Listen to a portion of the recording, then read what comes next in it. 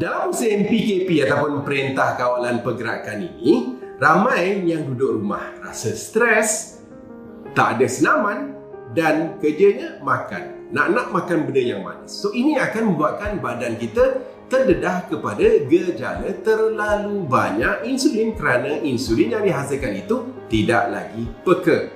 Ini seterusnya akan menyebabkan keradangan dan akan menyebabkan penurunan sistem imun. Bahaya tu. Tapi satu lagi perkara yang jelas nampak ialah dia akan membuatkan badan kita berada dalam mod menyimpan lemak. Kenapa? Apabila insulin tinggi, insulin adalah hormon penyimpan lemak.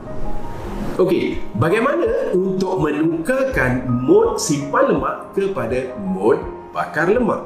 Saya akan menggunakan 4 bahan semula jadi yang mudah dicampurkan menjadi sejenis minuman yang lazat. Baik, 4 perkara tersebut ialah pertama, limau kasturi. Kenapa? Limau kasturi mengandungi citric acid untuk meningkatkan metabolisme badan, membakar lebih banyak lemak. Dan limau kasturi juga mengandungi sejenis bahan unik yang dinamakan sebagai nobilactin, yang kajian daripada Western University of Canada menunjukkan dia mampu untuk menurunkan rintangan insulin badan, menurunkan kolesterol, hingga kan kajian terhadap tikus-tikus pun jadi kurus. Bahan kedua adalah kromium ataupun sejenis unsur mineral semula jadi yang bertindak sebagai GTF, glucose tolerance factor, yang membantu gula dimasukkan ke dalam sel. Bila gula dah masuk dalam sel, sudah tentu di dalam salur darah tidak lagi mengandungi insulin.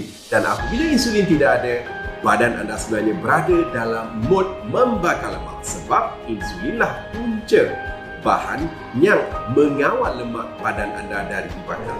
Kromium ini didatangkan dalam bentuk kromium picolinate sebab untuk meningkatkan absorption ataupun penyerapan di dalam usus.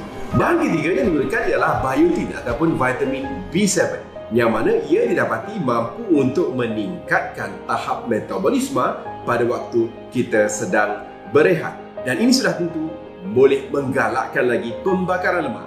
Dan bahan keempat yang digunakan ialah stevia, yang mana ini boleh menggantikan gula di dalam minuman anda supaya ia menjadi manis tetapi zero kalori. Jom kita lihat bagaimana kita boleh sediakan minuman yang mencairkan lemak. Nak resepi minuman yang boleh mencairkan lemak? Tonton episod berikutnya. SKV prihatin terhadap kesihatan anda. Kehidupan kembali bererti. SKV, care for you.